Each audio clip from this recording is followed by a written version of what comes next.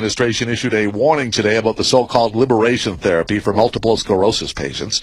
Its warning, death and injuries have been associated with the medical procedure. Nova Scotian Chris Alkenbrack was one of the first Atlantic Canadians to undergo the treatment, and Chris joins us on the phone this evening with his reaction to what the U.S. Food and Drug Administration is warning. Hi, Chris. Hi, how you doing, Rick? I'm doing great. How you doing, by the way? I was doing fine until you called me this morning. You threw my day into a whirlwind. I hadn't heard about this, and I spent a few hours researching this and talking to people about it, and kind of formed an opinion on what's going on. All right. Well, tell us what your opinion is. I mean, that's a pretty dire warning here, warning healthcare professionals and patients that injuries and death have been associated with the use of this, what they call experimental procedure. Okay. Well, first of all, Rick, I just want to look at, what is the role of the FDA? The FDA is to protect public safety, and, I only look at this as a positive point.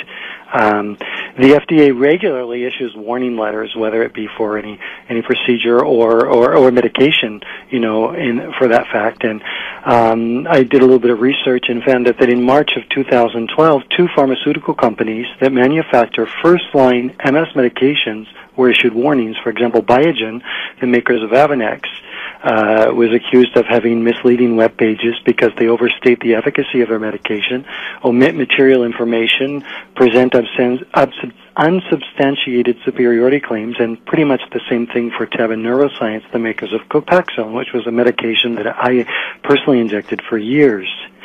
So, to bring this back into these warnings that were issued, what does it mean? What are the positives and what are the negatives of this? I think the positives are it's going to promote patient safety. It will standardize the current diagnostics and the treatment practices of CCSVI. I think that can only be a positive point to move the science of this treatment forward. Well, let me play the cynic for a moment, Chris, but might it also mean that people who are thinking about undergoing this procedure might think twice about it now?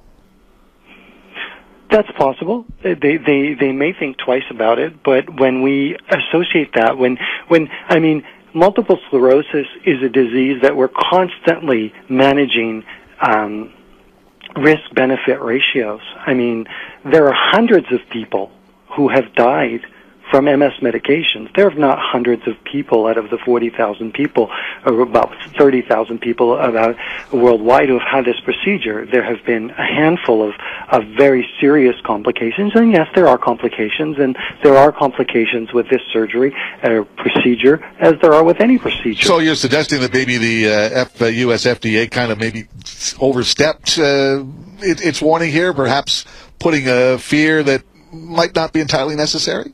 Well, yes, and I think part of it was based on some older information. For example, I read the warning that was issued, and they said, for example, there is no clear evidence of the safety of this procedure. Well, I find that strange to make a statement like that, because for me that's outdated information. There are already 4 safety studies published in peer-reviewed medical journals on the safety of angioplasty for MS patients. Another statement that they made is there is no clear diagnostic evidence that CCSVI exists as a distinct order or is linked to MS. Dr. Robert Zvadnov, the lead researcher in the largest CCSVI study to date, and may I state that Dr. Zvadnov is a neurologist, he has already said, we now know that CCSVI exists, and it is not unique to MS. So some of the information that was published in the safety communication by the FDA, it seemed to me a little bit outdated, but that's fine, because what it's going to do is it's going to allow them to study this, review the literature, and draw their own conclusions based on the most up-to-date research. And like I said, that can only be a positive thing for MS patients. Well, that kind of research is ongoing. We've got trials in the States taking place on humans, including Canadians, right? Sorry, I can barely hear you, Rick. Oh, okay. I was saying there's already these ongoing trials underway. We've got testing on that's taking place in the U.S. It involves some Canadians, for example. Yes, absolutely. If you go onto the website, it's www.clinicaltrials.gov, and you search the word CCSVI, there are actually 12 listed clinical trials of CCSVI, and these have already passed IRB approval, which means IRB.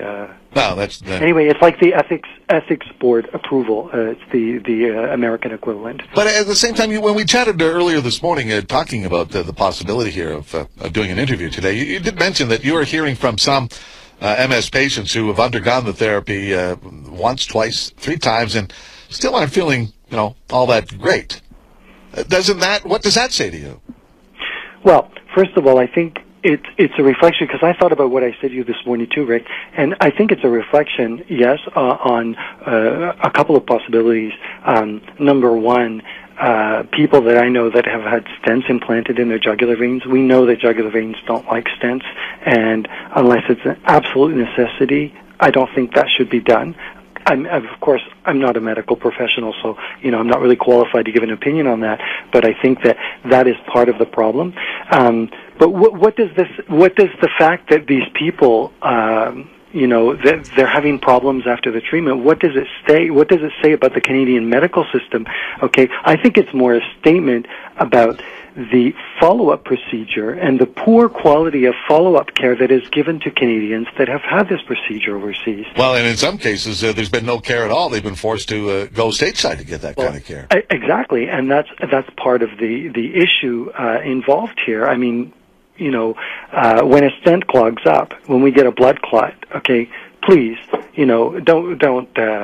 don't insult me by saying that we can't deal with a blood clot in the Canadian medical system. Of course we can, and to come back to my opinion of not only this procedure, the CCSVI procedure, but all of the medications. I remember a quote, and I believe it was Dr. Mark Audley, and he's an anesthesiologist from the False Creek Clinic in British Columbia, and at one point he said, taking drugs for an illness is a choice that comes with risks. Not taking drugs for that same illness comes with risks. And he says that as well about the intervention. Having an intervention is a choice that comes with risks, and not having an intervention is a choice that comes with risks.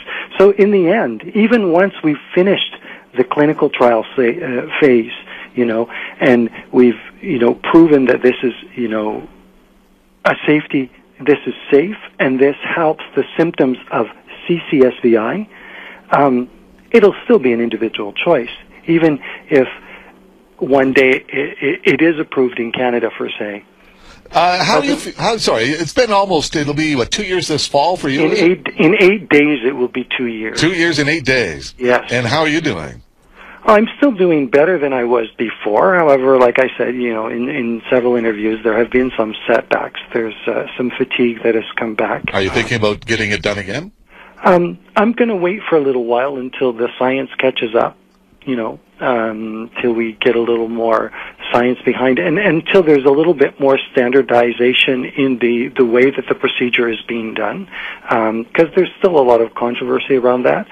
Do I regret having had it done? Absolutely not. I've had, the best, say the first 18 months were probably the best after my procedure, so I've had the best 18 months that I've had in the last several years of my life. We have a lot of anecdotal evidence from others saying the same thing.